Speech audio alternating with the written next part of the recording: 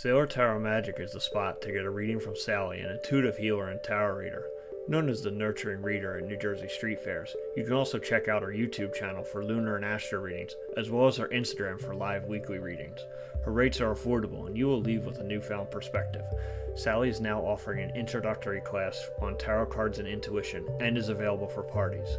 Call or text 732-314-0777 to schedule your reading today.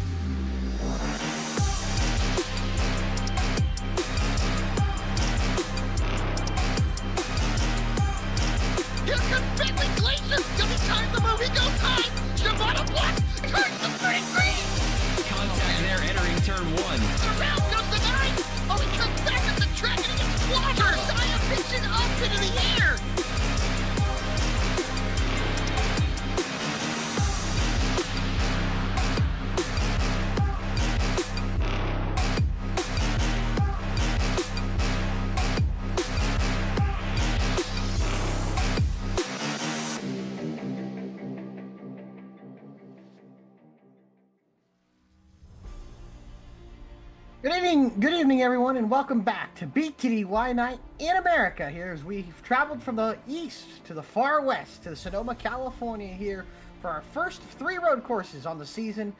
And this is the BTDY Race Series presented by KHIO here tonight on a Tuesday night of Thanksgiving week. And good to be back here on a Tuesday night. I'm Alec Martinez. Joining me in the booth tonight is Logan Thurkow. Logan, well, we're turning left and right, man. It's a different style of racing than we've seen all season, and it seems like it might be the Jeff Wright show, but nonetheless, it still will be a good show nonetheless. Absolutely correct, Alec. You know, Jeff Wright, he is undefeated at this track, but anything can happen here. We've seen it time and time again where just mishaps happen, and you can never expect somebody to win, but if I'm putting my cards on the table, I'm betting on Jeff Wright. Well, if you were a betting man, I think Jeff Wright's got to be the favorite coming in here tonight. And as we are at the Sonoma Raceway and qualifying beginning to take place, how about we look at our track map for tonight? Actually, our track map here is almost just shy of 2 miles of a racetrack. We're not going to be running the carousel layout, so the normal cup layout that used to be, if you so will, Sears Point, and a 12-turn road course, a big one at that, and a lot of elevation, 174 feet high climb up to turn 1, and it's just an elevation change up through the turn 1 and 2A sections and downhill into 7, and there's just so many great turns and so many twists and turns of this racetrack, the S's, and of course probably the most action-packed place we're going to see, turn 11, will be something to watch for as well as the day continues. And as we come into tonight's race number 3, we go to our points that have were shaken up at Daytona, but then kind of came back down to earth here after Atlanta and Jeff Wright's win at Atlanta. And Brody Hayes with a 1-point lead over Daytona winner Justin Carey, then Seth Hatchell, Jeff Wright, Keith Mayato, Alan Dice, Ryan Gemmel, AJ Stravado, Dennis Faircloth, and Ray Massey a tie for 9th and 10th. So this points will be very interesting to see, and we'll keep monitoring them throughout the season, beginning with drop weeks as well, until we get to the regular season finale at Charlotte. So that's going to be something to look forward to. And Logan, I believe you got something you can maybe show us here as we continue to go through, and that is our schedule. Yeah, we've got, obviously week 3 here at Sonoma. We've got our second No Bull Challenge race at Pocono next week, and then Nashville, Las Vegas, Michigan, Darlington, Martinsville, another road course in this regular season, our second of 3. That'll be Mid-Ohio, followed by New Hampshire, and then the regular season finale at Charlotte, like you said, and then, of course, Watkins Glen back there just waiting for everybody to come through for that chase for the championship. It's going to be an interesting shakeup to, a mostly oval series, but we're going to see exactly what they've got in store for us there. But in the meantime, Alec, how about we pull up this race analysis and take a look at that? Tonight, we have 40 laps on the docket. We have a stage break at lap 12. That'll be at the completion of lap 12. We've got 3 tire sets available over the wall with 80% fuel load like normal, and the iRacing fix setup here tonight. Yes, it is. And yeah, a 40-year lap race is not too long, and I think that stage break kind of gives the field a little bit of way to kind of meet with each other and say, okay, well, this is what I got, and this is maybe what I can work on. So it'll be interesting to see what will happen over a 40-lap race. Really, a 12-lap run, and then from there, it's a 30-lap race, probably a one-stopper from there, so we won't see anybody probably try to go too long at a track that we know is well known for chewing up the tires here. There hasn't been a repave since, I believe, the early 2000s, so, we expect to see a lot of tire wear. How much fall-off will we see over a run? Usually around, I would say about 2 to 2.5 seconds of fall-off, and that'll be something to monitor throughout the race here as qualifying will come to an end.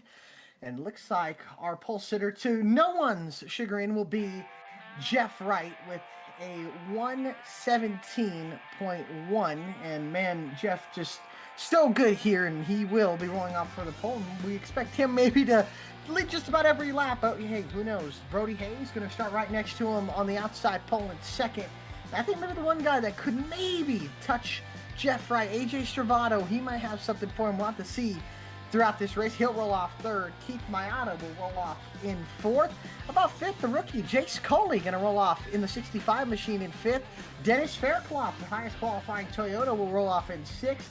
7th is going to be Chris Samari with Gary Sexton in 8th. And James Loveland will roll off in 9th with Jake Mackey, another rookie, in the top 10. Behind our top 10, we've got the 46 of Dallas Sullivan with a 119.714 next to Jeremiah Vincent, our first competitor in the 120s. A lot of drivers under that 120 mark. It's quite nice to see. Noah Mahalski will follow up in 13th next to Cody Adkins in the 55. Aaron Lee starts out in 15th in that 32 machine next to another rookie, Michael Jones in the 2.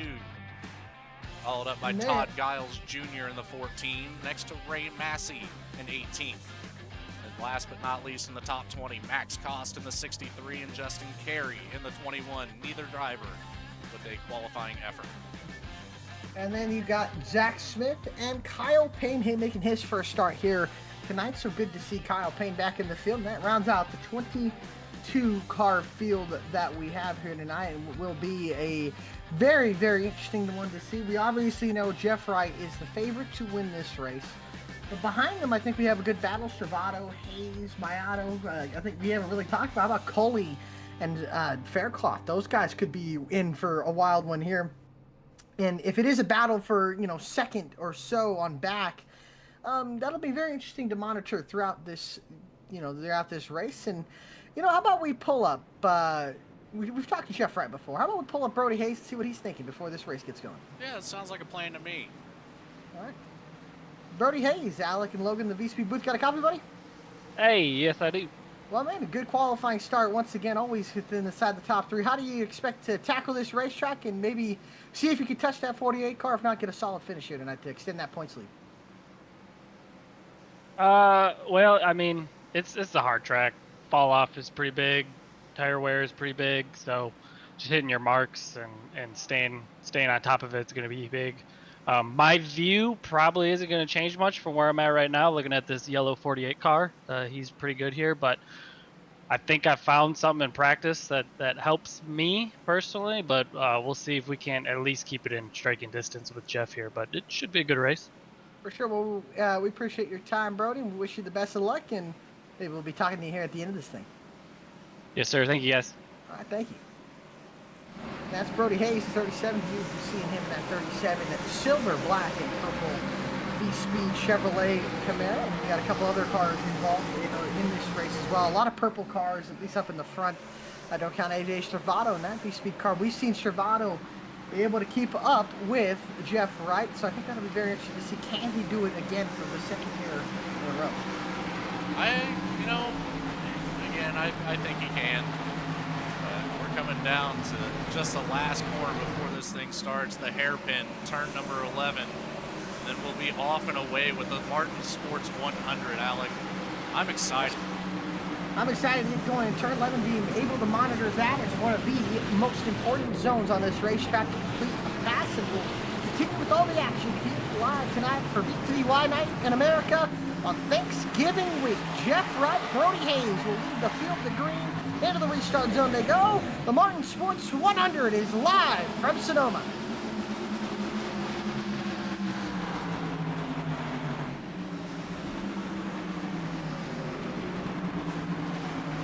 Almost a little bit of contact there already.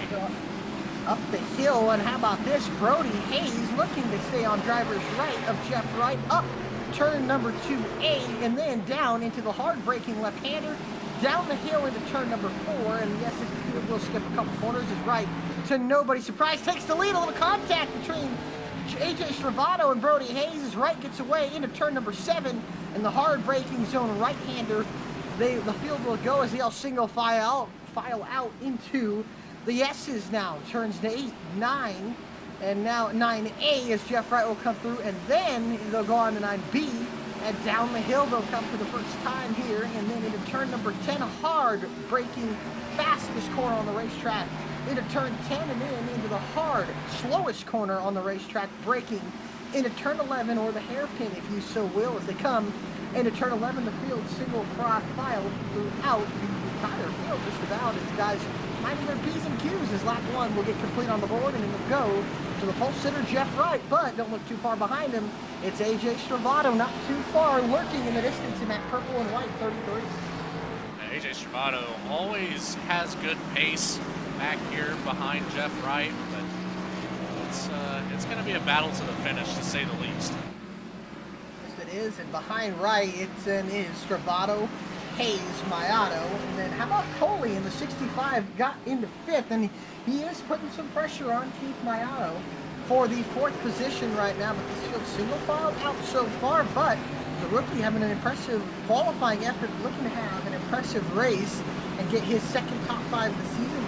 For those who don't remember or maybe new to watching, Jace Coley got a 4th place finish, at the Daytona International Speedway, the first race of the season. So Coley looking for for top 5, number 2 on the season, and looking to win Rookie of the Year, and so far having a strong outing, but don't count out the Jake Mackey machine, the 99, who has dropped a couple positions, but he's also been pretty solid of the rookies so far this season. As the field continues to go through the track, and you'll see here, there's Jake Mackey in the 99, behind them, Cody Atkins in the Budweiser machine of Jeremiah Dixon having a battle for the 13th position. Just behind us, Mahalski just seems to miss turn 11, and he'll just keep up with him in front of the 99. But Atkins, how about Ray Massey already up a couple positions, up to 15th already behind Cody Atkins and Jeremiah Vincent.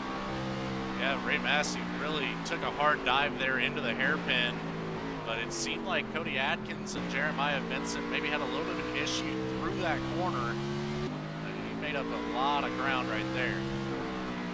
He sure did, and so far, I think he started 19th on this race. In this race, did Ray Massey, and up a couple spots as Vincent has a big moment there off the top of the hill. And they'll go down into 4, and if for those who go here into 4, this corner right here, and then up into 7, we cut out 5 and 6, which are in the infield section of this course, which is the carousel and the white right-handed that used to be on the NASCAR schedule, but those have been since taken out over years. And that's what we were seeing. This guys go from 4 to 7, but these corners here, the S's turn 10 and 11. Those haven't really changed much as the existence of what was one time Cedars Point, then Infineon, and now the Sonoma Raceway. Here is, man, love this track. This track is beautiful. I'll tell you that, Logan. As being here before, this track is just one of the more unique tracks you'll see in America, just with the elevation changes and everything that's a part of it. It really is awesome to see. This is always a great track to see on the schedule. There's always action throughout the entire field, so very happy to be a part of this. Share this this season 4 race with you once more. It is, and it is great to, like you said, come out to a road course race. You don't see it often here in BTDY races, but when we do, it is always a good show, and we've got a good show here. Cody Atkins putting a lot of pressure on Jeremiah Vincent, and getting a lot of pressure from behind him as well is Ray Massey. This is the battle for 13th, 14th, and 15th on the racetrack, so guys just trying to mind their P's and Q's, and just a reminder for everybody tuning in, stage break will be at lap 12. We'll bunch this field back up and re-rack them and restack them again. And you see Jace Coley a little bit under pressure from Dennis Faircloth. And Faircloth, no slouch to road course racing. We see him run endurance races, the 24 hours at Daytona. We see him run endurance, I see with AJ Stravado. But I can't ever forget Dennis Faircloth winning in what was the Contender Series at Road America. So Faircloth always on my radar in terms of a road course racer. He almost gets in to the back bumper of Coley, and no slouch to road course racing himself, Jeff Wright, who we argue is, they call this wine country in Sonoma. It's more like right country when BTDY comes here, because everything is right for the 48 car when it comes to Sonoma Raceway, who I don't think, we were talking about it pre-race or pre-show, was Jeff Wright's never lost a race here, so I don't think he intends on losing one here tonight, but you never know. This race is still a long way to go, and somebody is willing and hopefully looking to see if they can give Jeff Wright his first L on the board. And Jeff Wright looking extremely strong already, so we'll have to see if anybody has anything for him after that stage break. But man, he is out to a lead. Look at that. He sure is. He's got almost just shy of a 2-second lead over AJ Stravado, and about a 2.5-second lead over Brody Hayes, and those two got it close together, only separated by about a half a second or so. And then behind them, you'll see Keith Maiato and Jace Coley, about a second or so behind them, and then Faircloth not too far behind Coley, Samar not too far behind Faircloth, and then a little bit of a gap between Sexton, Loveland, and Sullivan, who's closing into the back of the one car. So field spread out a little bit, but it's starting to break into only individual packs, and I think that's going to be interesting to see for racing wise. And again, we will have a restart, but it is interesting to see this field spread out, but be spread out in little 3 or 4 car groups. One of the closest groups right now is still that group of the 3, 55 and the 23, Vincent, Adkins, and Massey. But the closest battle on the racetrack is actually back here for 20th. Todd Giles Jr. in the lead of Zach Smith. Just now entering the hairpin back here, but only separated by about a half a second or so. It's been close the whole time. There's Giles in the 14, the 91 of Zach Smith, who you'll see close up to the back of the 91 here. These guys kind of slowly making themselves their way up the hill, I should say, and now they'll go into turn number 1. Giles seems to go a little bit wide, and he'll keep on to that position up through the the hill section, if you so will. Turns 2A, 2, 2A, 3, and then 4. Here's turn 3, and they'll come down into 4, and they kind of got a little bit of behind the 32 of Aaron Lee, who's a little bit behind Michael Jones, who's a little bit behind Justin Carey. So 22-car field getting spread out a little bit, but nonetheless keeps it together. The real good battle, I would have to say, is from Mahalski all the way back to Massey. That was about a 5-car battle into turn number 11, and it seems like Vincent has kind of scooted away just by another car length or so over Atkins, but Atkins has really not pulled or gained on Massey or Vincent, but this time is about the closest we've seen Atkins to Vincent in a couple laps, and I think right here you might have a shot here as Vincent misses the apex just a little bit and maybe dips a tire off into the dirt, and now Atkins just there, but now Massey closing in as well. Massey's just hanging on right now to that back bumper, the 55 of Atkins, waiting for one of these two drivers to make a mistake, possibly get himself a twofer, move up 2 positions. Yeah, we'll see if we can get the old 2-for-1 special in turn 7. It's going to take a lot here as Vincent goes defensive line into 7 as Atkins slides the rear end, and this will allow Massey to get 1 spot, and Atkins drops 1, Massey goes up 1, and Massey works into 14th, Atkins down to 15th, and now Massey will set his eyes on to the side of the 3 Budweiser machine. Vincent is take a look at our replay there, and a big save out of Atkins. We've seen maybe where he could have looped it around there, but did a great job saving it, and wow, good save there, but now he's lost the position to Massey. Now, like I said, just right before that, Massey was laying in wait for one of those drivers to make a mistake, and he capitalized on that opportunity. Now he gets to chase down that Budweiser 3 of Jeremiah Vincent. Yeah, so we'll see if he'll be able to do anything here as they'll go up the hill. And how about this, James? Oh, Dennis Faircloth is around off of turn 1. Back on the racetrack, but I saw his name lose a couple of spots, and he's fallen back to 10th and was running in 6th. I'm curious to see what happened to him, as he had, it looks like some sort of a moment up the hill, and we'll take a look here. Yeah, just following the traces, gets into the dirt, dips a left rear tire off, and does a great job saving. Almost climbs up that hill, he's buried behind that hill, and almost can't really see him in the dirt, and then gets back going, but did a good job not looping it around all the way, because that can kind of wait probably till Cody Atkins probably got by, and he would have lost even more spots. So nonetheless, though, a great job saving it and holding on to it. Yeah, absolutely. Faircloth just wheeled it. That was a driver's move right there to keep that 80 machine on the track. And it was a great job, a great save there from Dennis Faircloth, as he has gotten back into the 10th place position, and as we'll go a little bit behind him in 12th is Jake Mackey, and there's Jeremiah Vincent, now Ray Massey in the 23 car behind, and these guys losing a little bit of touch to Noah Mahalski, but he, in the 03, is catching the 80 of Faircloth, but on board with Jake Mackey in the 99, and that sun, a little bit of a factor I'd have to think going up the hill with how much the glare is. Yeah, that glare was a lot brighter than I was expecting. That's what you get here in the evening time. Sure was, and he did a great job being able to save it, or at least being able to go up that hill, and maybe might miss your breaking point. It looks like Mahalski might have a little bit of moment because they caught him just a little bit, and they've lost touch with Faircloth now. He's starting to get back into his rhythm. And Sonoma, one of those tracks, I think, Logan, where we always talk about rhythm and how much rhythm matters, really for all road courses, but Sonoma, especially because the corners are so tight, they're sweeping a narrow racetrack, and you get thrown out of that rhythm, you make a mistake. Sometimes it takes a lap or two to get back in it. Yeah, it absolutely does. Rhythm is going to be everything, which boils down to one of my favorite sayings, Alec: consistency is key. And it sure is.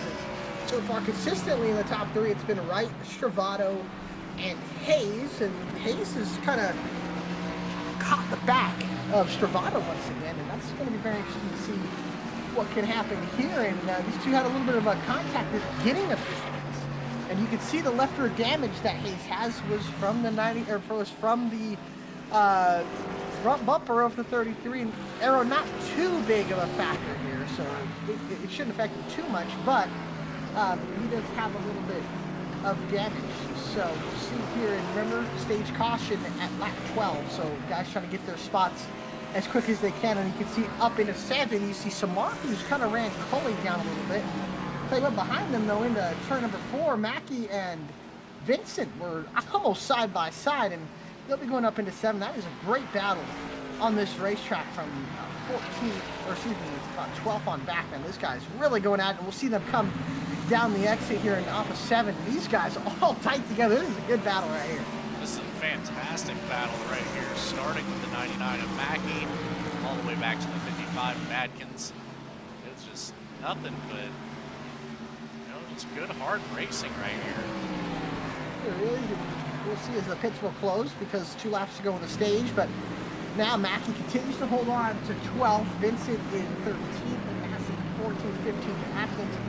Walsh's kind of pulled them a little bit, but we'll see here is now 1 final lap to go in the stage, so we'll see the caution come out once Jeff Wright probably crosses the start-finish line. I don't think the top 10 will be awarded points other than the winner of the stage.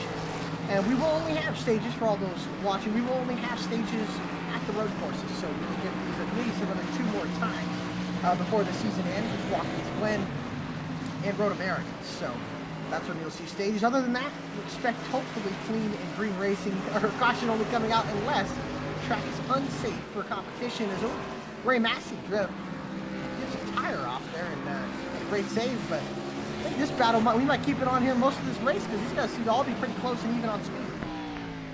Yeah, absolutely. And, you know, just to make note here on the stage, it will be at the completion of lap 12 to my knowledge. So we got one more time around for Jeff Wright before that caution will actually come out. We will see. Oh yes, you are correct. So 1 lap to go on the stage. Right does take that. So still on board here with Cody Atkins, who's trailing behind Ray Massey, who's trailing behind Jeremiah Vincent, who's trailing behind Jake Mackey, the 99. And this battle, like I said, really good. And it's like Mahalski's kind of pulled away from these 4 who have been really clumped together pretty closely. Mahalski's got a nice lead on him, but up here towards the front, Chris Samard in that 77 is caught up to the back end of the rookie Chase Coley, I apologize.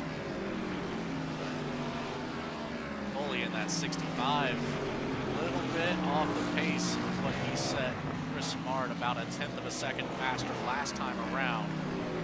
Keep an eye on this, see if Samard can claim that position before the stage break comes out. He only has a few more turns to do so. And we will see as they're going to run up on the lap car of Todd Giles here, and this might hurt Coley here on the exit. It might allow Samard to maybe capitalize on overtaking him into turn 11, but into 10 you'll see Giles get right in front of Coley, and Coley's going to have to ease his way by, so this could allow us, wow, caution comes out there. The airpin as Jeff Wright, I guess, will come across the line to win stage 1, so that will be the stage caution as Jeff Wright will have won stage number 1, and Zach Smith, the first car, 1 lap down, so he will get the lucky dog. So it'll be interesting to see here, but our first caution of the evening will fall. With that being said, we're already a quarter of the way through this race a couple laps ago, so this is going by rather quickly. It has, and we saw maybe about a second or so of fall off between the top 2 or so, or top 5. So it'll be interesting to see what happens here as the field, I believe, is getting caught up to behind the pace car, which is good to see. So fun things will happen, and we'll do pit stops, and I'm sure we'll have a little bit of a lengthy caution, just given the nature of a road course and going at pace speed. So interesting to see here, but so far, man, Jeff Wright, very dominant, which we expected, but it seems like this field kind of close together, you know, like we said, breaks up into groups, and but good battling all around. Yeah, fantastic battle so far, especially that mid-pack group there, like we mentioned multiple times, 12th through 14th, 15th area between Mackey, Vincent, Massey, and Adkins, just all out brawl there for those first 12 laps. Not a whole lot going on in the front other than Stravato and Hayes being able to manage their pace and keep up with Jeff Wright pretty well.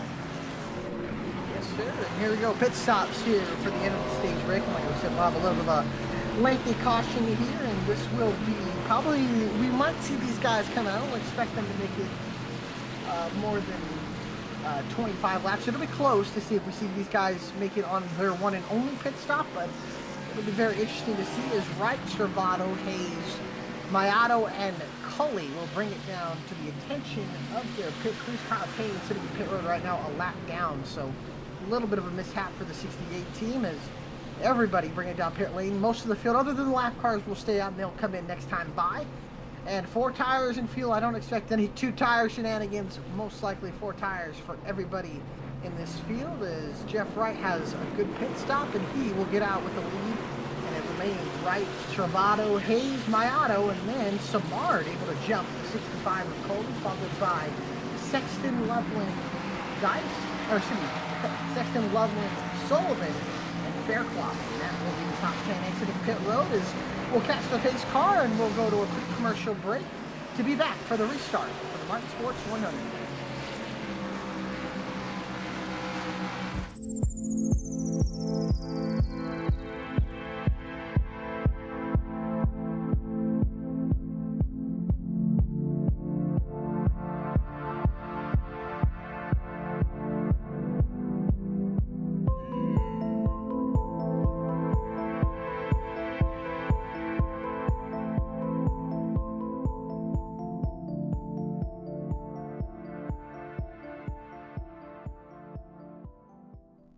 Sailor Tarot Magic is the spot to get a reading from Sally, an intuitive healer and tarot reader.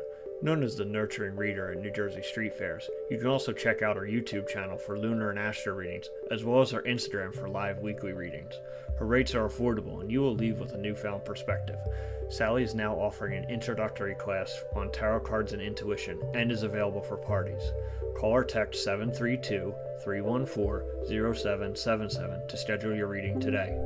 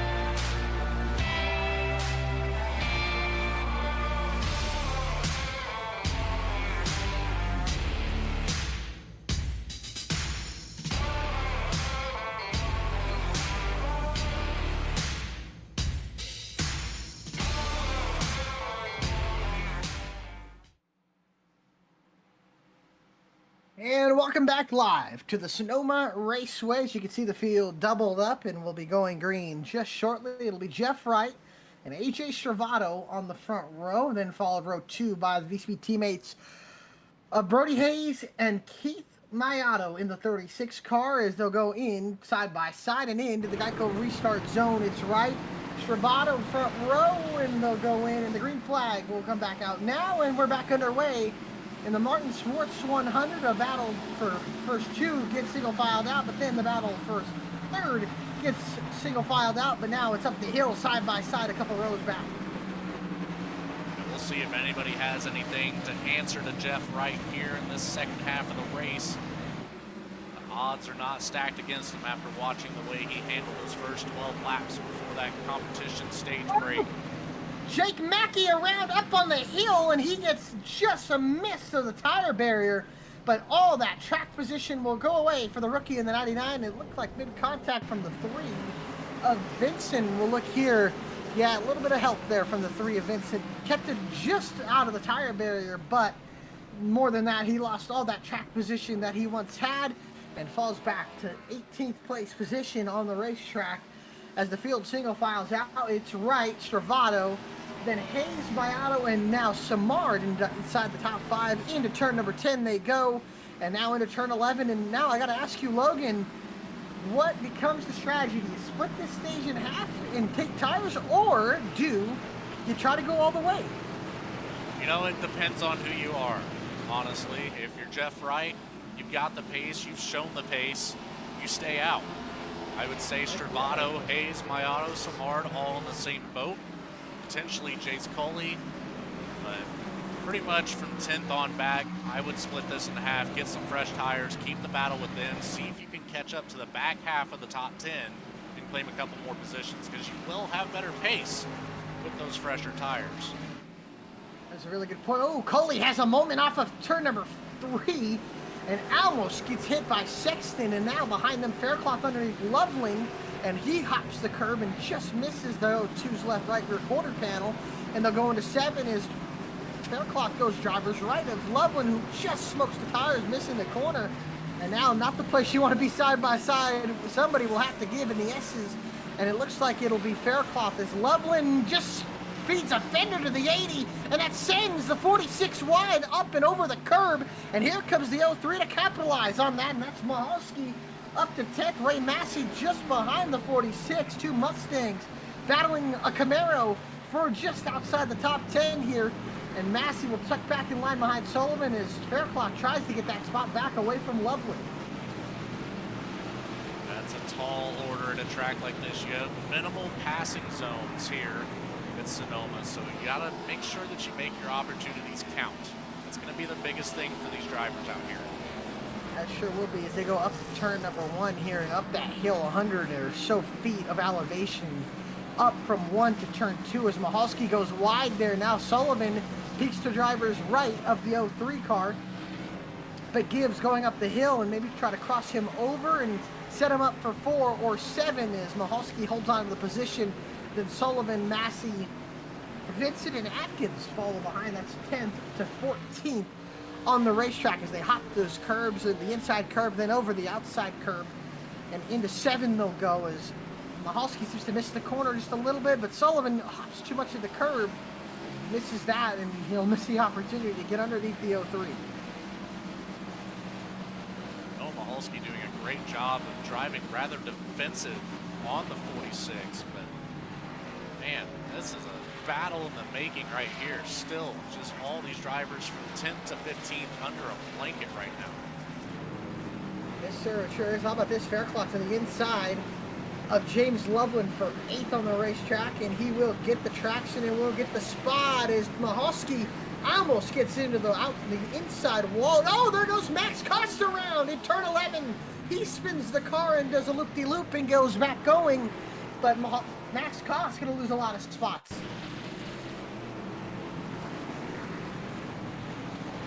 Just See there, yeah, too hard on the throttle. Yeah, lost the rear end there. And big save out of the 63 of Cost, but a costly mistake, no pun intended there for the 63s. He goes around again in front of teammate Mackey, and Cost from bad to worse up the hill already, and those rear tires hot for sure on that 63 car, and he's going to probably have to bring it in for fresh tires as Mahalski got passed by Dallas Sullivan over that in turn 11 that we were looking at, and now he's under pressure from Ray Massey in the 23. Ray Massey, he'll be able to catch up to Noah Mahalski in a matter's notice. Oh, he might get him right here as Mahalski dips a tire off into the dirt. With that, Massey's going to bring the 3 of Jeremiah Vincent along as well. Cody Atkins might even be able to tag himself into this picture. See if anybody decides to make a move. Mahalski really deep on the brakes there into turn 11, but slides the rear end, doesn't get the traction down as much as he would like to, and now Massey closing up again as Mahalski trying to run a little bit more of a defensive line into turn number 1, and then he'll be able to keep that as looks like maybe Justin Carey had a moment there off of turn number 11. He looks like he might have went around, and he did. Take a look at that here in just a second, but it did seem like maybe a moment for the Daytona winner of just 2 weeks ago going through turn 11, and maybe looks very similar to Max Cost. Just gets a little bit wide, just gets into the gas too hard and around. goes to 21, and that is a beautiful paint scheme on the Justin Carey machine, a patriotic scheme, and it looks really good, I must say. As now he has fallen under pressure to the 99 of Jake Mackey, trying to retrieve some of those spots that he lost after getting spun on the restart, and we'll try to set up Justin Carey. And this will be the battle for 16th. Rookie Aaron Lee not too far ahead of those two as they go down the hill, and these guys to continue to battle here from 10th or 11th all the way back to 14th on the racetrack. Mahalski's still in the lead of this small group here, followed by Massey, Vincent, Adkins. Nobody's been able to make a move just yet, but we'll see those opportunities start to develop as Mahalski gets a good run out of turn 11. Massey decides to take a different type of driving line there, or got a little bit loose on that exit. And as tires fall off, like you said, we'll probably be able to see more passing opportunities open up, or this field will get more spread out. It's more one of the two, and that'll be interesting to monitor. As Jeff Wright has pulled about a 1.7 second lead over AJ Stravato, and I don't expect that lead to shrink a whole lot, but we'll see. Is this run maybe going to be a little bit longer than the first stage, as we have hit halfway through the Martin Sports 100, is on board with Jeremiah Vincent, trailing behind the Clark Prince Shop 23 Ford Mustang of Ray Massey, who's trailing behind the Neon Auto 03 Chevrolet Camaro of Noah Mahalski. And that is 10th, 11th in front of Vincent, who is running 12th, and then 13th behind Vincent. Or excuse me, that was 11th and 12th in front of Jeremiah Vincent, I beg your pardon. Then behind Vincent is 14th Cody Atkins. So Vincent running in the 13th place position on the racetrack. And these guys really the closest battle between a group of cars until I think maybe even Coley. And how about the guy we really haven't mentioned a lot, but Gary Sexton running in the 7th place position. Yeah, Sexton doing a great job right now. Jace Coley, again, the rookie, also a fantastic effort to keep himself up here in the top 10. He's down one spot. He qualified there in 5th, but overall not a bad pace out of the 65 whatsoever. Still turning lap times in 19.2. Everybody ahead of him still in the 18s. And then you have Jeff Wright, the 17.869. So that really kind of narrows things down for you on who to look for. I don't know what does. Yeah, it's no surprise, really, to any of us, I should say, and it is Jace Coley holding off the #1 Eagles car. And I'll tell you, I'm not a huge Eagles guy after this beat up on my Rams not too long ago on Sunday Night Football. But, yeah, you see Sexton having a solid run in that #1 car, and, you know, it's a quiet night for Sexton. He had a good qualifying effort at Atlanta. Didn't have the race result to show for it, but I think there's some solid speed out of the one car that we might see, and if things fall his way, he could be maybe on the knocking on the door for a win. Absolutely, he can. That opportunity is there.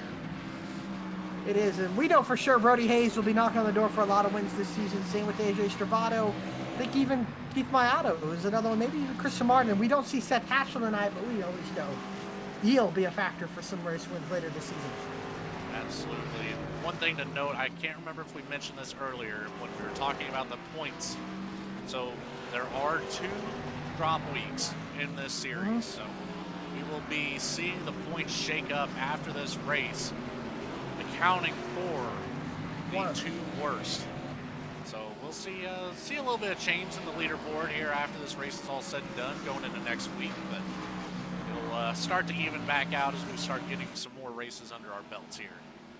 It sure will. This will be interesting to see here as they run up on the lap car. Zach Smith, and probably the worst corners you can run up on a lap car here, and this might affect Stravato a little bit, maybe an affect Hayes a little bit more as he almost gets into the 91 there off of turn number 10 and into 11. The 33 and 37 go. 33 goes a little bit wide. The 37 closes up on the back bumper, and this is the battle for the 2nd place position, about 2.5 seconds behind Jeff Wright, which if you look in heights, or if you look at recent results, 2.5 seconds behind Jeff Wright is not that bad. So still a long way to go in this race, but nonetheless having a solid run. Is Stravato missing his apexes a little bit, and that's allowing Hayes to close up on him. And we talked to Hayes beginning of this race. He said he might have found something, and it looks like he might have. I think he did. And, you know, just to put it in perspective, Jeff Wright was the first car that passed by that camera there. There's what 2 seconds looks like. Well, 3 seconds now 3 in seconds these now. 2 battles. So not too far out, and see Smith letting a couple of these guys go by. Now Hayes peeking the nose to driver's right of Stravado, but Stravado won't fall for it as they go up through 7 into 8A and set up for 9 and 9A. And they'll come down the hill here, and then they'll set up for turn 10, just a couple hundred yards down this hill.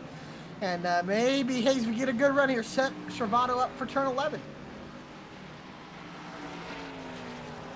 You know what I've always noticed is a good strategy here? If you got somebody like kind of on your heels, dip a couple tires into the dirt and put the dirt in front of them, put some dirt on the track that they have to go over, and it sometimes helps. Not gonna lie, it works.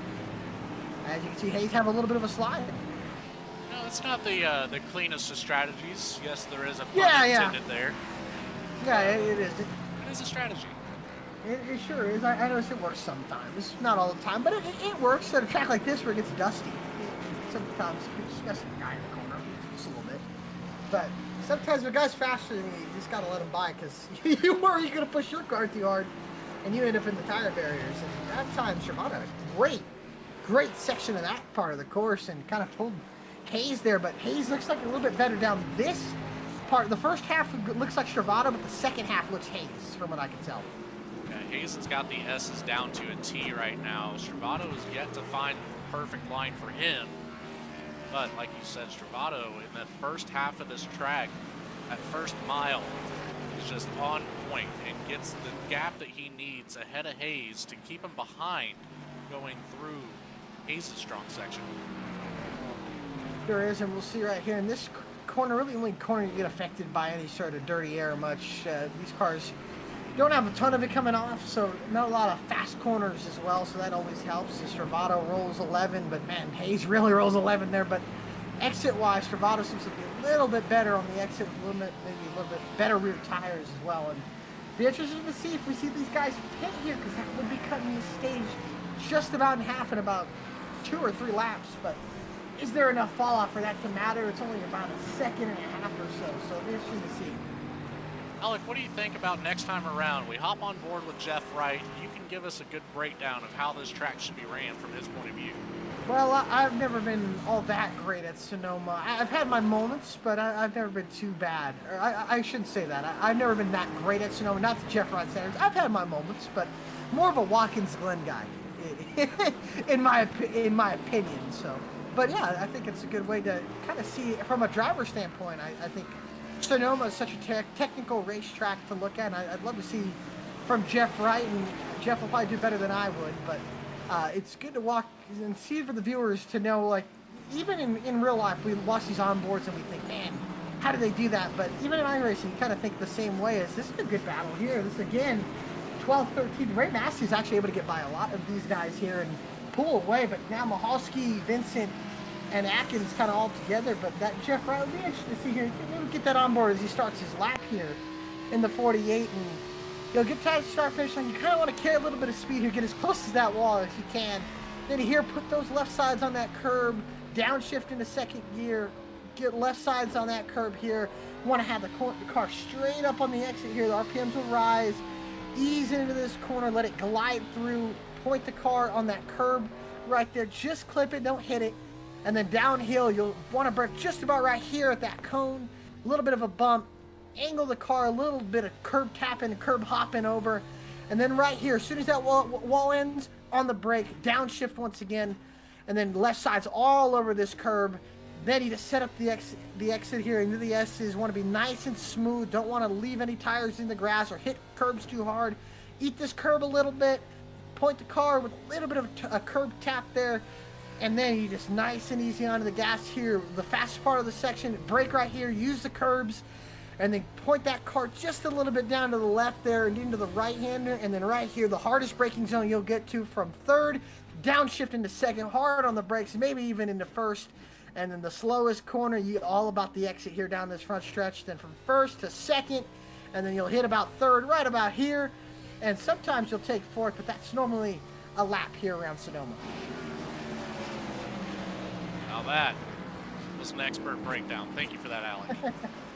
No problem. I always do love coming to this racetrack. One of the more fun racetracks you'll ever see here. And these guys having a great battle here for second and third. Hayes has really been hounding AJ Stravado most of this race, and it seems like Stravado may be struggling with rear grip. He's been slipping and sliding just a little bit for the last couple of laps. He's been able to hold on to it, so it's not really off pace much, but if you can get that rear grip to come around for him, he'll be in a much better off position.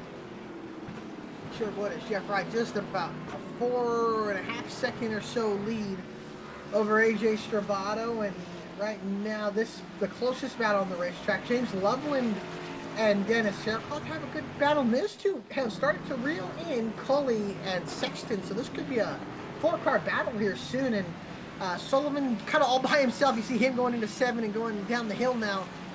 Massey and Mahalski have kind of been together, and so have Atkins and Vincent. They've all been together most of this race. So good to see so far, and these guys continuing to stay together and still keeping us on our toes for battles that we'll find on the racetrack.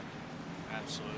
As right now, here comes the 91 of Zach Smith, currently back in 20th, but staying out there on the track, turning some laps around.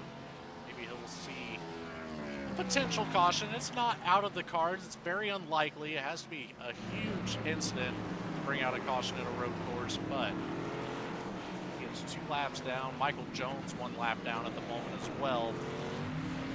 Is that Coca-Cola too? A little too hard on that exit of 4. It's a little bit too much of that curb there. In the 7. We'll see how he handles the S's here. We'll see. And Jones, and it seems like Jones tends to have the best paint schemes. We'll see. I think he's just going to let these 2 lead lap cars try to go by here. Samard's going to have to kind of get around him a little extra here, but nonetheless sets it up. And that's, I think we're going to talk about that either. Samard's kind of ran down his teammate, Mayato. Yeah, Samard's doing a great job right now. Up there in the top 5, he's up 2 positions. Started out here in 7th. But our biggest mover right now is that 23 of Ray Massey. Started out in 18th, currently in 11th, up 7 at the moment. Followed closely behind on the positions gain counter would be Justin Carey, up 5. Not a whole lot of movement for everybody else. For sure, like you said, not a lot of movement, but we have some movement throughout the field here, and we have some guys up a couple spots and some guys down a couple spots. As Max Cost has brought it to pit road here, he's falling a lap down, but Jeff Wright 5 seconds up ahead of AJ Stravado, who's still kind of being hounded by Brody Hayes.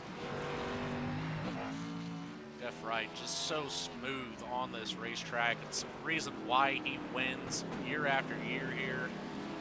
But again, just a 5.5 second gap. It doesn't look like much on camera. In the race car, I can tell you it is. It looks like a mile. It's going to be about a mile or so once everything starts going. I'll tell you what, how about this battle up in the top 10? Dennis Faircloth on the bumper of Gary Sexton. Faircloth, good rebound after that mistake he made, who was running in 6th behind, at the time was Coley, and Coley's kind of lost that spot in 6th, but Faircloth can have a chance to rebound where he was before that initial incident, and he looks to be doing that so far. He restarted 10th up to 8th and looking on 7th here on Gary Sexton.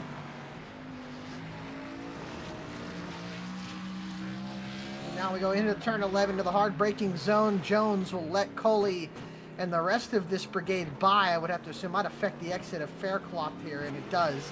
As Sexton gets going, Faircloth spins the tires a little bit, and this track, man, it eats up tires, because not only are you worried about, not missing your marks, you're also worried about saving these tires. You're worried about, there's a lot more things going on a road course that you have to mess with downshifting, your brakes, just everything, modulating the throttle, saving the tires. Road courses take a whole different kind of driver. And I think like you see in real life, in the real NASCAR Xfinity and Cup Series, we see, your best drivers, you got the best drivers, Larson, Elliott, those guys always good on road courses and ovals, but all the time though we talk about nowadays, I'm sure we'll be talking about it soon, Connor Zilich, Shane Van Gisbergen, those guys so good because they've been trained to do these road courses, and most of these oval guys, they're not used to doing road courses, and most of these drivers in this series, oval guys, but we see a lot of the guys that are good on ovals, especially Jeff Wright, good at road courses, but AJ Stravado I think nowadays he races a little more road than he does oval, and it seems to show a lot when we go other than Sonoma. Yeah, that's an absolute fact right there. I tell you, this is a good battle here. I'm curious, Logan, who do you think out of these guys has this best car? I think Coley's pulling away a little bit, but Faircloth looks to be really, really sporty here. You know, I think if Faircloth can get around the one of Sexton, he has a chance to catch up to Coley and might be able to put enough pressure on him for Coley to make a mistake. We'll see. He's going to have to force Sexton into a mistake, and we'll have to see here as he go up the hill. But in your opinion, Logan, where do you think is a better spot to pass, in 7 or into 11? You know, we were just talking about the ability of driving on road courses. I am not one of the drivers that can handle these race cars on this course. You put me in something that's an open wheel, it's a whole different story. But, man, 7's a really good zone, but I'm going to have to go with turn 11. That hairpin, if you can get in there underneath the car in front of you, I think that's your best opportunity to make that pass. Oh man, curb hopping there for the one of Sexton, and now it's looking like Faircloth fancy to move into 7, but now he'll have to work into turn 11 here. But now James Loveland into the picture, and Loveland has had some solid but quiet runs, and Loveland may be somebody to look out for the chase for sure. It's just, you talk about consistency being key. Loveland's been a good role model of consistency these first couple of weeks.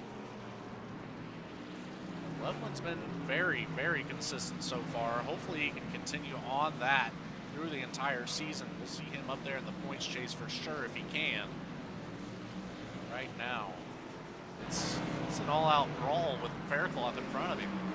Sure is, and they're kind of letting Coley get some space here. I think Faircloth's realizing that. He's starting to get a little more desperate to make a move here with just 8 laps to go in this race, and what a race has flown by at the pace of Jeff Wright.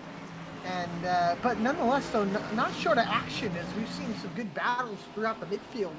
And this is another good one here as Sexton continues to hold off. Again, it's Faircloth, but Sexton hops the curb a little bit hard, and this is another good battle between Hayes and Stravato. Faircloth making a move on Sexton up in a 7, and he's there. Sexton just gets a little bit wide, but he fights back on Faircloth here. One of them will have to give into the S's, and it will be Sexton. So there goes Dennis Faircloth up as Sexton goes off the racetrack just about there live, but we'll take a look at the replay. Sexton gets really wide there, and keep on it here, Logan, and we'll see here. Look like Sexton maybe made a mistake here and went a little bit too wide and then went up into the dirt and gave up another spot to James Loveland. Yeah, that's unfortunate. You could see Sexton cut the wheel to the left. It just did not go the direction he wanted. Sure did, and now Faircloth moves up into 7th, and Loveland moves up to 8th. And Sexton goes down to 9th on the racetrack and has a solid gap over Dallas Sullivan. So we'll see here as nonetheless says, how about this? Chris Simard reeling in Keith Maotto, and Hayes keeps putting pressure on Stravato, but Simard seems to be the fastest car other than Jeff Wright in this top 5. Chris has got really good speed. Yes. Love what I'm seeing out of the 77. Simard, otherwise known to me as Mr. Sorry. I love that. But Simard, he's about a 10.5 faster than the 2 cars in front of him, and just about a 10th faster than AJ Stravato right now. I don't know if it's going to be enough to get around anybody. They can certainly start putting pressure on Maotto here shortly and maybe force Maotto into a mistake and move up 1 more position. These guys are teammates, 2 VSPEED teammates, the 77 and 36, Maotto, Simard. So interesting to see is, you know, I'll tell you this. How about this?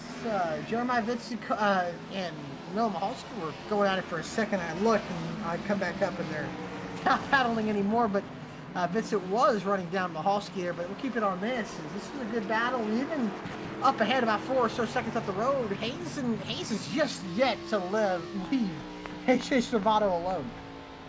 I think that'll be the closest battle to the finish between Stravato and Hayes. This one will be a close second right behind that.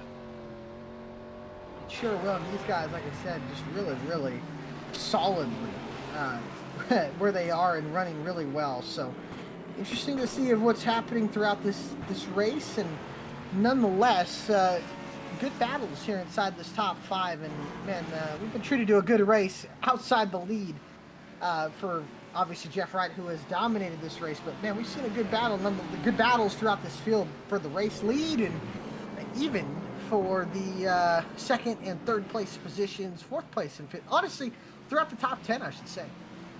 Yeah, the whole top 10's been pretty close, and then even all the way back from that 10th to 15th spot, we've seen good battles all race. We sure have, and it looks like even Solomon is starting to run down Sexton here for ninth. So another battle forming inside this top 10, and Loveland starting to heat up Faircloth here for 6th, 7th on the racetrack. Loveland just closed in to about a quarter of a second behind Faircloth. I thought he was going to be able to make a move, but not quite enough. Might see Loveland push something here as we're 5 to go now. Sure are. 5 laps to go in this race, and what has been an action-filled race nonetheless here throughout this a very eventful evening of racing outside, I guess, the leader, if you so will. But man, nonetheless, good racing. And I'll tell you what, Logan, I've enjoyed what we've seen so far tonight. Yeah, there's nothing to not enjoy at a road course. It's just, like we've mentioned, action-packed all the way around, especially once you start getting these groups formed up. And then these drivers that almost take it as a duel between themselves and somebody else. It's been all out all night. Dallas Sullivan's all over the back bumper of Gary Sexton now. Sexton struggling with tires at the moment. That gap was almost a second just about a lap and a half ago. Now within a quarter of a second to a half-second area. It's one thing to catch, another thing to pass, if you so will, and especially at a tight technical road course like this one, it definitely is most times. As Sexton goes a little wide, might allow Sullivan to get there, as here comes Dallas to the outside of that Lego Ford Mustang, but Sexton holds on to that Fly Eagles Fly Chevrolet Camaro, and now up the hill they'll go with just 4 laps to go here from the Sonoma Raceway out west in wine country, what I guess should be named Jeff Wright country as well, as Sexton slides the rear end, so does Sullivan, and they continue on their quest up the hill into 3, into 3A, and then down the hill into 4. Both dipping the tires in the dirt. Getting some airtime on that right side as well. Sure is. Another, I will say, Sonoma, one of those tracks too, great for photos. Have you seen some of the photos that these photographers get, for especially when they had that curve? Oh, Brody Hayes just nailed the tire barrier in turn 11, and Chris Samar just nailed the wall. And a huge mistake for the 37 as he spins down the front stretch, and he got the tire barrier trying to get by AJ Stravato. Not a good hit for Smart either, just trying to avoid the 37. Yeah, and he took a shot to the left front tire, and that is a move keep my auto into 3rd, but now Brody Hayes crab walking up the hill, and now heavy damage to the 37. No front bumper on that 37 machine, and he is limping home to 3 laps, and you gotta wonder, can that car last for another 3 laps with all that damage? Oh man, Caught me off guard there. I was surprised to see. I just looked up, and Hayes was spun around into the tire barrier. Samard falling back. He was all over the back bumper of my auto for He so could have been long. looking for a third place position, and he got up into the wall there trying to avoid his teammate, and might have cost him a shot there. How about this? Sullivan now next to Sexton, but Sexton holds on up the hill, and now down in the S's is 2 laps to go for Jeff Wright, and what has been what we expected, a dominating win here at the Sonoma Raceway, but nonetheless, great racing all around, but a heavy hit in what was our points leader, Brody Hayes. He'll lose that points lead to Jeff Wright now with the 5th place finish, and he's just trying to limp it back home, as this is now the closest battle on the racetrack here for what is the 9th place position. A little little bit further back, we've got Jeremiah Vincent has caught up to Noah Mahalski. We'll take a quick peek at that as they're coming into the hairpin now. Oh, Mahalski missed the corner. That's going to allow Vincent to pull next to him for the 12th place position, and now side by side into turn number 12 and now to the start finish line, and they continue to stay side by side, but Mahalski clears into one. Vincent will try to cross over and set him up. Won't be able to. And that will stay single file once again. And again, Dennis Faircloth and James Loveland up ahead. They're still working 2 cars to go, 2-car tango for 7th. Loveland continues to pressure Faircloth, and Faircloth has really been on the defense since, I don't know, about lap 27 or so, and it's been that way as Jeff Wright has come to take the white flag here for the final lap at the Sonoma Raceway in a dominant performance nonetheless, and what we expected out of the 48 machine. And Jeff Wright, so good, so calm, so cool and collected when it comes to racing here at Sonoma. The battle for now 7th on the racetrack. Loveland and Faircloth continue to battle. They still got another lap to go, where Wright only has about a half a lap to go. That's how far ahead he is as they both slide the tires off the exits of the corner. And this battle, 10th and 9th, or 9th to 10th on the racetrack, Sexton and Sullivan continue to battle. Loveland continues to chase Faircloth, and this could get interesting with the lap car of Aaron Lee getting into the picture up the hill, as through the S's for the final time comes the race leader, Jeff Wright, who's put Jake Mackey a lap down.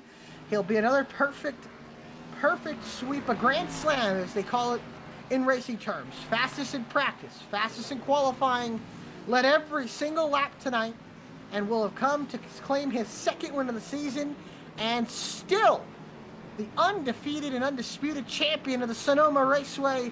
Jeff Wright goes 2 in a row and claims what has already been his for years and years to come. Jeff Wright wins at Sonoma and wins the Martin Sports 100. It's AJ Stravato for 2nd. Keith Mayata will come home in 3rd. The battles for what were 7th and 8th on the racetrack. Faircloth has opened up that gap, and Loveland probably won't be able to attack into 11 unless a big mistake out of Aaron Lee or Dennis Faircloth. That battle remains the same. Just behind them, Sexton and Sullivan. Sullivan thought about a dive. He'll keep within, and it goes Samard, Hayes, Coley, and then Faircloth and Loveland, and then off the corner. It's going to be tight, but it looks like Sexton holds on to 9th, and Sullivan holds on to 10th.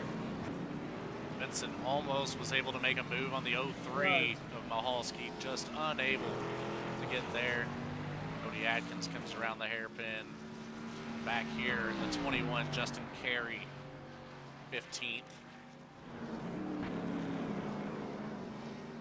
Yeah, what a very interesting, what a wild race there, especially at the end with the mistake out of Hayes, who was running 3rd, could have got 2nd, ends up 5th, and great racing. Coley's, I believe, already crossed the start finish line 1 lap down, so what a race. And Jeff Wright, another just dominant win, and what a race we saw as he's burning it down in turn 7 in front of the turn 7 fans. And well, we'll talk to our winner, Jeff Wright, our 2nd place finisher, AJ Stravato, and our 3rd place finisher, Keith Mayata. Stick around for post-race interviews, and we'll be right back after a quick commercial break.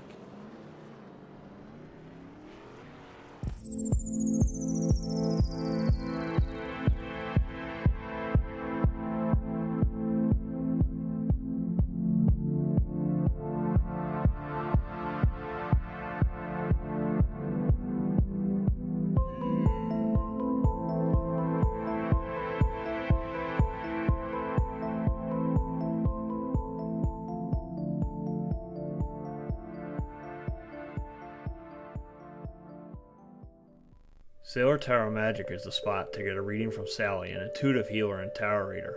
Known as the nurturing reader at New Jersey street fairs, you can also check out our YouTube channel for lunar and astro readings, as well as our Instagram for live weekly readings. Her rates are affordable, and you will leave with a newfound perspective. Sally is now offering an introductory class on tarot cards and intuition, and is available for parties. Call or text 732-314-0777 to schedule your reading today.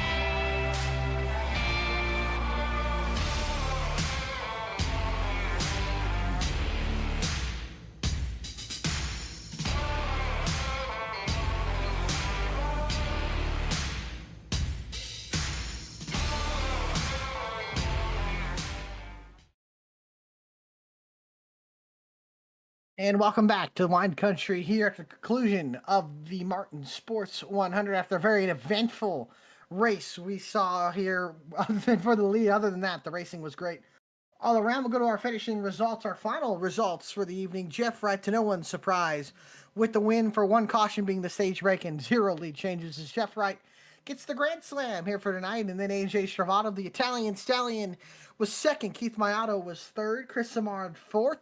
Brody Hayes with a big costly mistake in fifth. Jace Coley, the rookie, is in sixth. Dennis Faircloth was in seventh, and then James Loveland was eighth. Gary Sexton was ninth, and Dallas Sullivan was 10th. Following up our top 10, Ray Massey in the 23, up 7 positions in tonight's race. Started out in 18th with no qualifying effort, but able to work his way through part of this field, not quite into the top 10. Noah Mahalski will follow him up in the 12th spot. Jeremiah Vincent, who we saw on track quite a bit, battling with Mahalski and others. Cody Atkins will take home 14th. Justin Carey in 15th. Jake Mackey in the 99 will take 16th. The rookie with a mistake falls back quite a bit, lost 6 spots here tonight. Aaron Lee will take home 17th. Max Cost in 18th. Michael Jones, the rookie, in 19th. Zach Smith in the 91 will take home the 20th position. And in 21st was Todd Giles Jr. And 22nd, making his league debut, or I should say debut, but his league return was Kyle Payne. Not the result he wanted to have, but he will at least have a start under his belt. As we'll go to our post-race interviews. Logan standing with third place finisher Keith Mayato. If I can get him in here, Logan, take it away.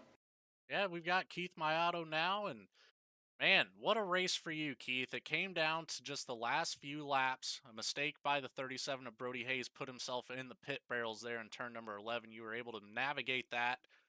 Just overall, how do you feel about the race, man? You had a great pace and didn't let up. Yeah, no, kept out of trouble, kept it on track. I don't think I had an off track, so that's a pretty good achievement at Sonoma. And yeah, just like I said, played it smart. And unfortunately for Brody, he made a little mistake that put me into the podium finish. But I was very content with the fourth, even though I had my teammate, chasing me down and putting pressure on me and keeping me honest in which position I was in the position I was running. It was a fun race overall.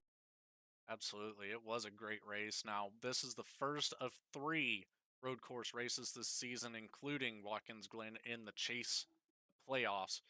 How does this boost your confidence going into the remaining 2 road course races that we have this year? It helps a lot because this is my least favorite road course in the NASCAR series. So I'm looking forward to the other 2 tracks, and hopefully, if I can come around with podium finishes, I'll be very happy. We're going into another oddball oval next week. We've got Pocono coming up. How are you feeling about next week? I do like the track. I can't remember my result from last season. I think I did okay, but I've always enjoyed Pocono, so it should be a fun race nonetheless. Absolutely. Well, is there anybody you'd like to give a quick shout out to while you're here, Keith? Yeah, shout out to Martin Sports for sponsoring the race tonight. Like I said, yourself and Alec for doing an awesome job with our broadcast every Tuesday night. And shout out to my teammates at VSPEED. Awesome. Well, thank you for your time, Keith, and we will see you next week at Pocono. Thank you, Logan. And we'll take a quick jog down here in the pit lane and catch up with AJ Stravato.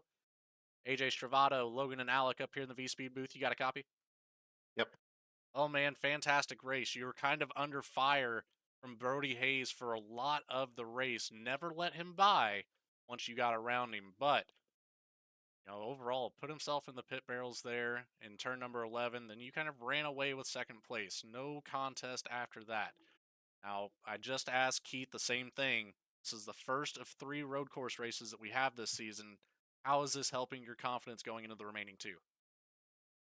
I mean, there's probably the worst track to go to in terms of confidence. I just can't ever figure out how to save the rears in some braking zones. That's did a really poor job the second half of the race, to be quite honest with you, with managing my stuff. What it normally works here. didn't work here tonight because the temps were a little bit cooler. So all in all, though, can't complain about a second place finish, and you're not going to beat Jeff here. So just happy to get second and move forward with the points. You and Brody both gave Jeff a run for his money in that first stint right before that stage break caution came out. But like you said, just not quite enough to keep up with him in the long run. This is notoriously Jeff's track, and can't fault you for that whatsoever. But going into next week at Pocono, got that oddball, that the tricky triangle, to say the least. But how are you feeling about going into Pocono? I feel good if we can qualify well. It's really hard to pass there. It's pretty easy to pinch one of the guys down who's trying to make a pass on the inside. So if I can qualify well, I like my shot. But obviously, you gotta race the 48 and Seth and a couple other good guys. So it's definitely not going to be easy, but looking forward to it. Well, before you depart from us, is there anybody you'd like to say thanks to? Yeah, just you guys in the broadcast booth, VSPEED, I think up there, golf, the disc golf, and just my team Nexus Esports and Project Valorous on the car. Awesome. Well, thank you for your time, AJ, and we will see you next week, buddy. Yeah, brother, have a good one. You too. Last but not least, we'll hand it off to Alec Martinez, who's standing by with our race winner, Jeff Wright. Yes, sir. Jeff Wright. Oh, sorry, AJ. We'll get Jeff Wright in here in just a second, and then there he is. There he is. Jeff Wright, Alec, and Logan to the VSP booth. You got a copy, buddy? I got a copy. Well, meant to no surprise. Another win here at Sonoma. We know it's your playground here, and how does it feel to go 2 in a row now, and then kind of build the momentum here as become the points leader? Yeah, it feels great, and especially like we mentioned last week, we didn't start the year off great with the Daytona race, so backing that up with 2 wins is going to be huge for us in the points. And I know Seth Hatchell, one of our competitors, this season he was out this week too, so that's going to be a lot of points gained on him.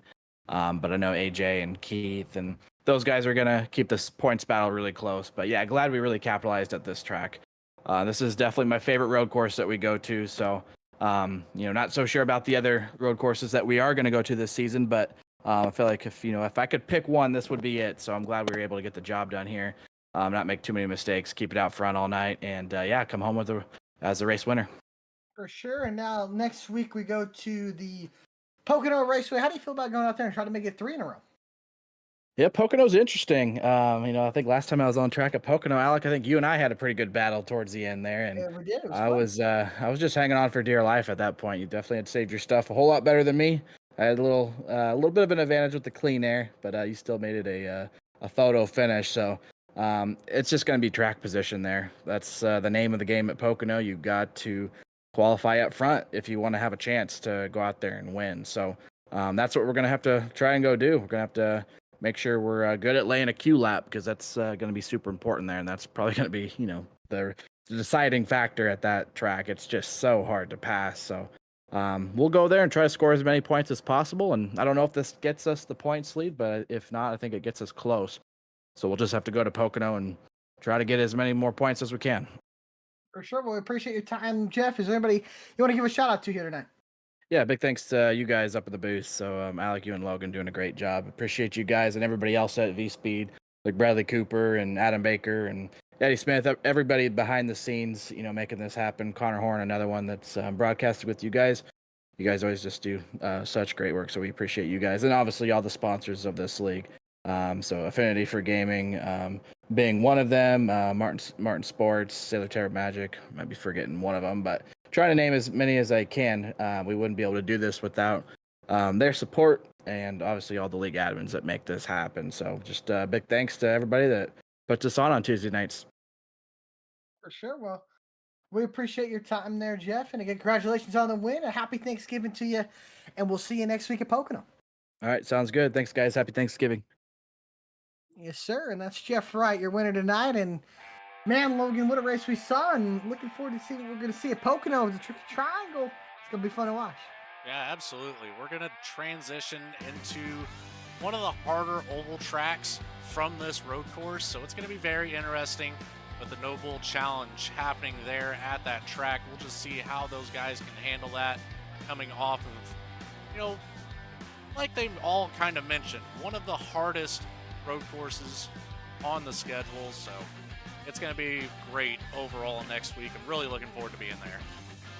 Yes, sir. We will look forward to seeing you there. Make sure to tune in next week, where we will see the Tricky Triangle here, and we'll see you next Tuesday at 8:30 p.m. Eastern Time. And we appreciate it. If you enjoyed the coverage, remember, like, subscribe, and so you never miss another race. And until then, we'll see you next week. On behalf of everybody here at VSPEED, between Adam Baker, Bradley Cooper, Eddie Smith, Morgan Cook, and tonight my producer and co-commentator, Logan Thurkeld, I'm Alec Martinez. It's been a fun time. We wish all of you a happy holidays and a happy Thanksgiving this week, and we'll see you next Tuesday from the Pocono Raceway.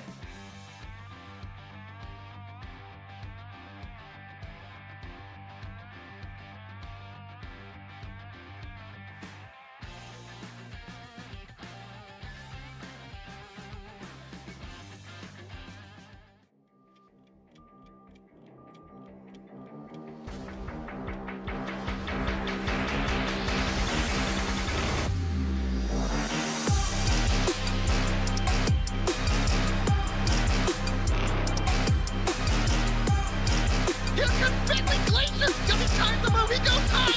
Shimano Black turns the pretty green! Contact there entering turn 1. Around goes the 9! Oh, he comes back at the track and he gets clobbered! Josiah pitching up into the air!